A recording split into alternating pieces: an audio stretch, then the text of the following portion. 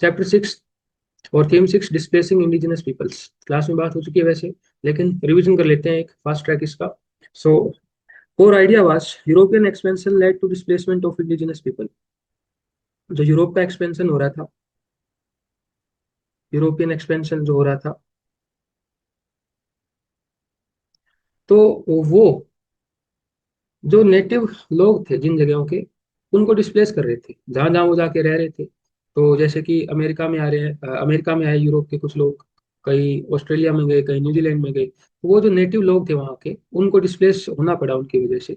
उसके बारे में ये चैप्टर है अपना। So occurred mainly in North America, South America and Australia. Key features क्या है? European settled and natives pushed out. European जो लोग थे, यूरोप के अलग अलग भागों से जो गए थे, वो वहां जाके सेटल हो जाते हैं, और जो नेटिव लोग होते हैं उनको जगह छोड़नी पड़ जाती है अपनी।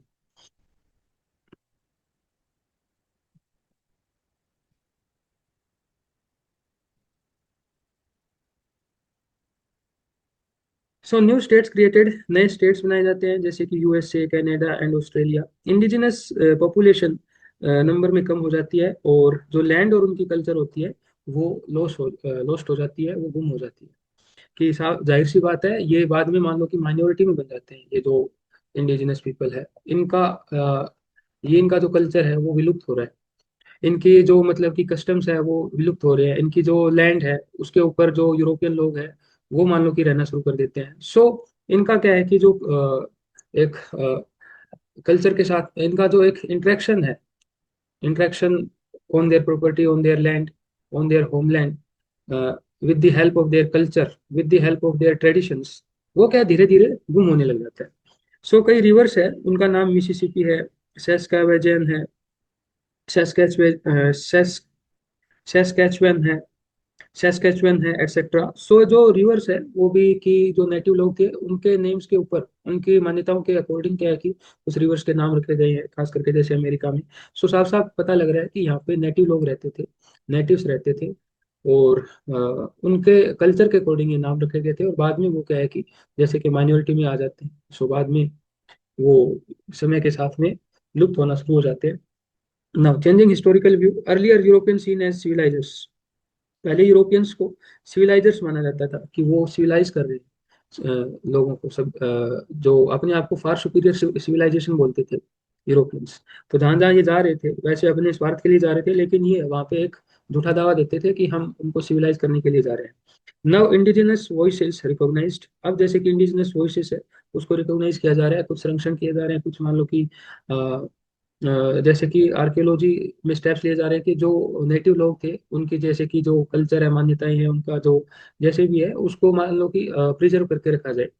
Museums now curated bye native people. Native people के द्वारा जो नेटिव लोगों को रिप्रेजेंट करने के लिए उनके लिए म्यूजियम्स बनाए जा रहे हैं।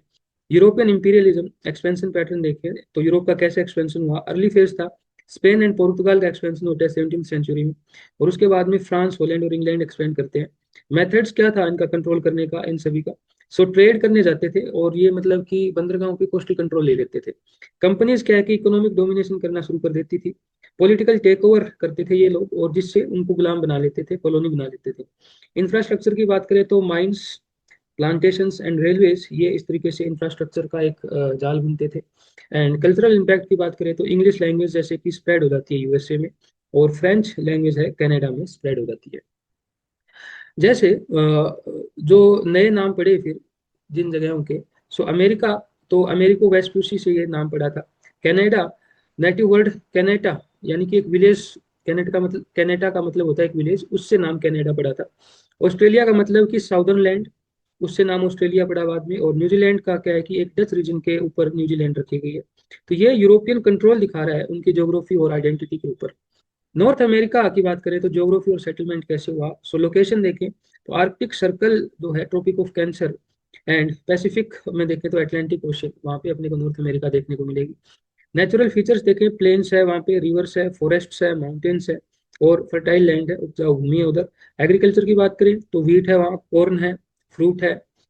सो wheat, corn and fruit. Canada की बात करें तो मेजर ग्रेन प्रोड्यूसर है, जो ग्रेन का प्रोडक्शन होता है उसमें मेजर कंट्रीब्यूशन कनाडा का है। नेटिव पीपल्स की हम बात करें तो ओरिजिन्स की बात करें तो एशिया से आए थे ये लोग लगभग 30,000 साल पहले, और पॉपुलेशन लगभग 30 मिलियन थी यूरोपियन से पहले, इन लोगों की, नेटिव लोगों की। लाइफस्टाइल की बात करें तो सोशल स्ट्रक्चर, ये बैंड्स में रहते थे जो नेटिव लोग थे, अमेरिका के, ऑस्ट्रेलिया के, न्यूजीलैंड के। No large empires like Central America, Central America की तरह उनके लार्ज एम्पायर्स नहीं थे, ये टुकड़ों में रहना पसंद करते थे, कबीलों में रहना पसंद करते थे। इकोनॉमी की बात करें तो ये हंटिंग करते थे, गैदरिंग करते थे, फिशिंग करते थे, और थोड़ी बहुत ये खेती कर लेते थे। बाकी ये मस्त इंसान थे, इधर से उधर कबीलों में घूमते रहते थे, झुंडों में घूमते रहते थे, शिकार वगैरह ज्यादा करते थे ये लोग। कल्चर की बात करें, 100 से ज्यादा लैंग्वेजेस थी, स्ट्रॉन्ग कम्युनिटी बॉन्ड्स थे इनके बीच में, और नेचर सेंटर्ड ये लोग थे, नेचर सेंटर्ड इनका जीवन लाइफ थी। की करेक्टरिस्टिक्स की बात करें, no concept of private land ownership. इनको जैसे कि एक किसान होता है तो उसके नाम पर जमीनें होती है, तो उस कंसेप्ट को नहीं मानते थे ये कि प्राइवेट लैंड होनी चाहिए किसी की, इनके जिसके ऊपर इनका घर हो या फिर इनके खेत वगैरह हो जहाँ पे फार्मिंग की जा सके। ये क्या है कि बिलीव करते थे रिसोर्सेज को, संसाधनों को साझा करने में, शेयर करने में, प्रकृति के साथ रहने में। और ये तभी शिकार करने जाते थे तब इनको, जब इनको जरूरत होती थी। लैंड यूज एंड कल्चर की बात करें तो लैंड ओनरशिप, लैंड क्या है, कॉमन रिसोर्स था, और ये बेचा और खरीदा नहीं जाता था। ट्रेड सिस्टम की बात करें तो एक दूसरे को ये वस्तुएं आदान प्रदान करते थे, चीजें एक दूसरे को खरीदते, एक्सचेंज करते थे, मतलब एक्सचेंज ऑफ गुड्स करते थे। एंड एग्जाम्पल देखें तो जैसे कि वैम्पूम बेल्ट्स यूज किए जाते थे ट्रीटी समझौतों के लिए। कल्चरल लाइफ की बात करें, आर्टिस्टिक ट्रेडिशंस थे, साइक्लिकल टाइम कंसेप्ट था, और नेचर के लिए रिस्पेक्ट था, कि इनका कल्चर कैसा था। आर्टिस्टिक ट्रेडिशंस थे इनके, और साइक्लिकल टाइम कंसेप्ट, यानी कि साइकिल्स में जैसे टाइम चले। एक दिन की साइकिल क्या होती है, आप सुबह उठते हो, फिर स्कूल के लिए तैयार होते हो, स्कूल आ जाते हो, फिर घर जाते हो वापस, फिर थोड़ा कोई सो जाता होगा या कोई नहीं सोता होगा, फिर कोई होमवर्क करने लगता है, फिर थोड़ा बहुत खेल लेते हो, धीरे धीरे धीरे फिर डिनर का टाइम आ जाता है, फिर सोने का टाइम आ जाता है, फिर अगले दिन सेम साइकिल शुरू हो जाती है। सो ऐसे साइक्लिकल टाइम कंसेप्ट थे इनके। Now encounters with Europeans, Europeans के साथ में इनकी मुठभेड़ कब हुई थी। Terms use for indigenous people, तो जो इंडिजिनस लोग थे उनके लिए यूरोपियंस ने कौन कौन से शब्द यूज किए थे, native, Indian, aboriginal, first Nations, indigenous etcetera. Initial contact कब होता है, फ्रेंडली रिलेशंस बने, एक्सचेंज ऑफ गिफ्ट्स हुए थे यूरोपियंस के बीच और नेटिव्स के बीच में। फर और स्किन्स का व्यापार हुआ था, और यूरोपियन गुड्स का व्यापार हुआ था। यूरोपियन अपने साथ कुछ चीजें लेके आए थे, तो आपस में इन्होंने व्यापार शुरू किया, यूरोपियंस ने अपनी चीजें दी और इन्होंने जैसे अपनी फर, स्किन्स वगैरह दिए।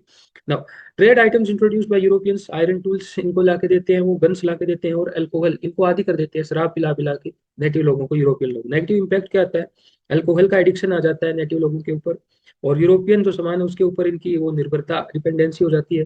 और जो इनकी ट्रेडिशनल स्किल्स होती है, जो इनके ट्रेडिशनल कौशल थे, वो क्या है कि लॉस हो जाते हैं, विलुप्त हो जाते हैं। स्पेनिश और other Spanish and other European expansion की बात की जाए तो स्पेनिश एक्सपेंशन क्या हुआ, रैपिड कॉन्क्वेस्ट के थ्रू स्पेनिश एक्सपेंशन होता है। बहुत ज्यादा मारकाट वायलेंस होती है जिससे स्पेनिश एक्सपेंशन होता है। फर ट्रेड की बात करें तो मेजर इकोनॉमिक एक्टिविटी थी, और एक्सप्लॉइटेशन ऑफ नेटिव्स, कि फर का व्यापार किया जा रहा था और उसमें जो नेटिव लोग थे उनका एक्सप्लॉइटेशन किया जा रहा था। रैपिड कॉन्क्वेस्ट हुआ और वायलेंस के थ्रू इनका एक्सपेंशन हुआ था, स्पेनिश एक्सपेंशन, स्पेनिश एम्पायर का। और फर ट्रेड हुआ था, और मेजर इकोनॉमिक एक्टिविटी थी फर ट्रेड करना। और ये क्या है कि नेटिव लोगों को एक्सप्लॉइट करके भी फर ट्रेड किया जा रहा था। कॉलोनीज इस्टेब्लिश्ड, 1608 में क्यूबेक फ्रांस में कॉलोनी बनाई जाती है, 1607 में वर्जीनिया ब्रिटेन में कॉलोनी बनाई जाती है, 1620 में, 1620 में प्लाईमाउथ नाम की कॉलोनी बनाई जाती है।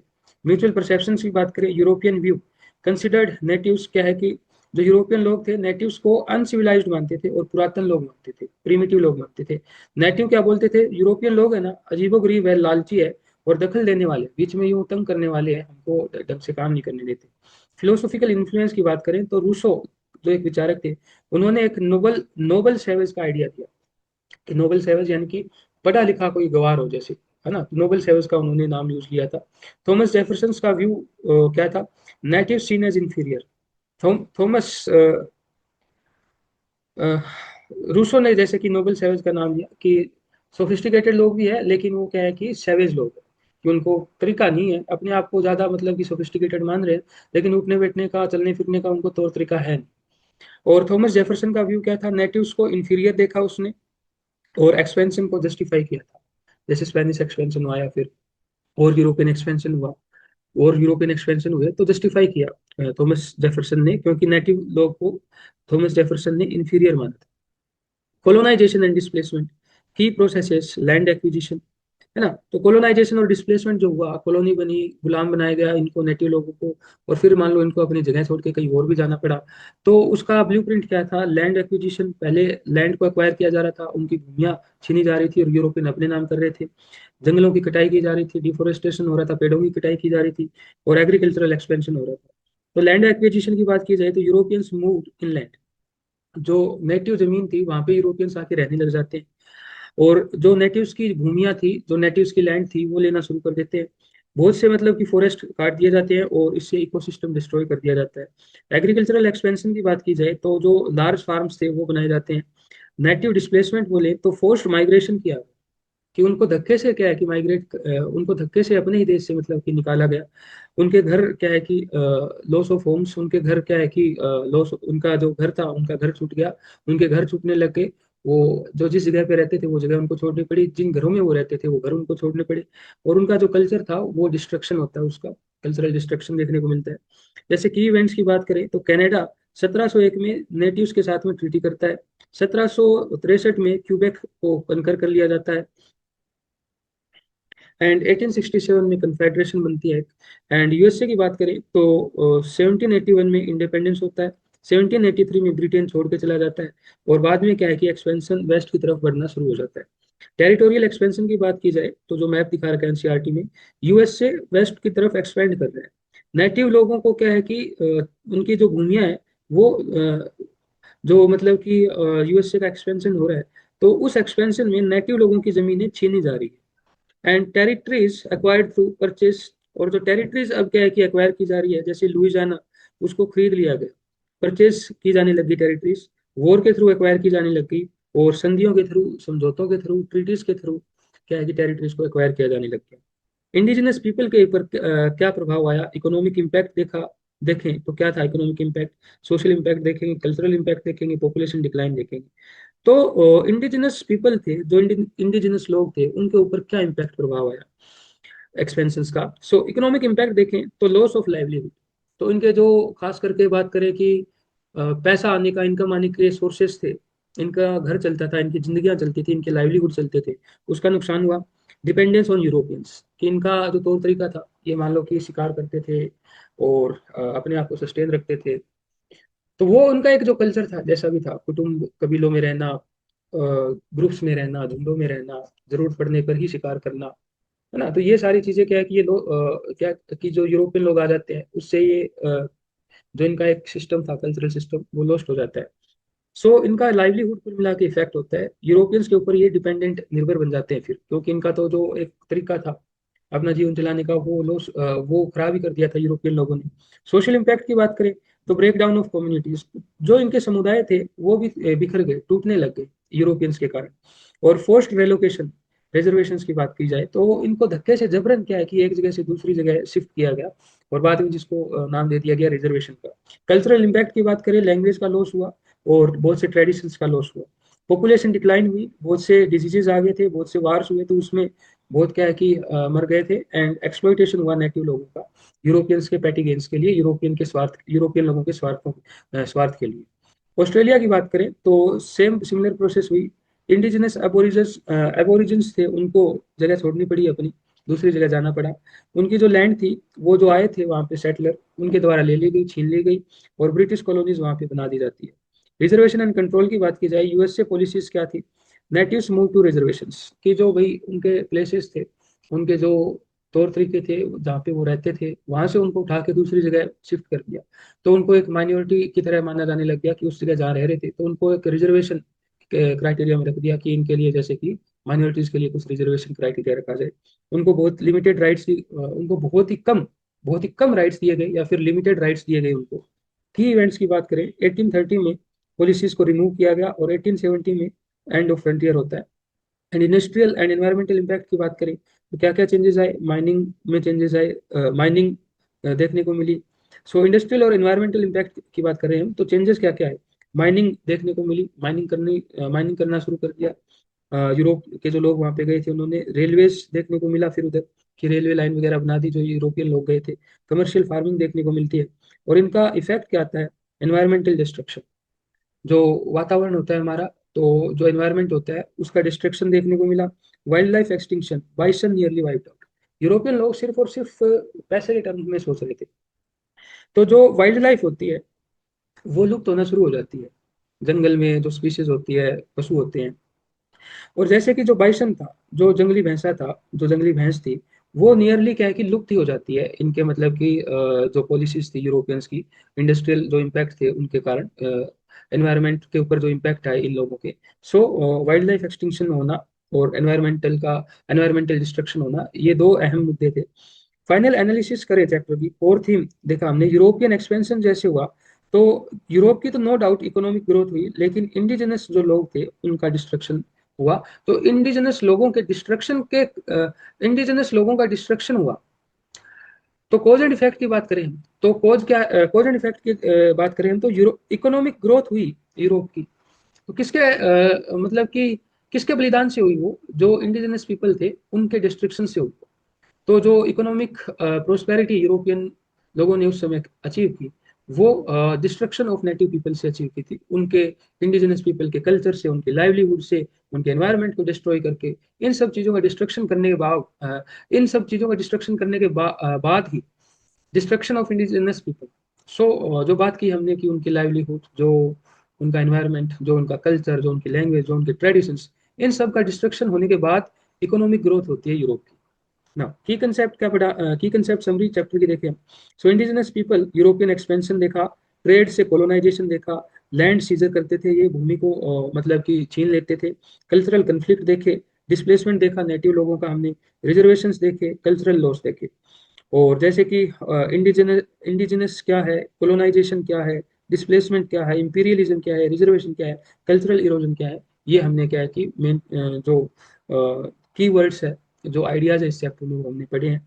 सो एक लाइन में इस चैप्टर को हम समराइज करें, तो ये जो थीम 6 है ये अपने को एक्सप्लेन कर रही है कि how European colonisation led to systematic displacement.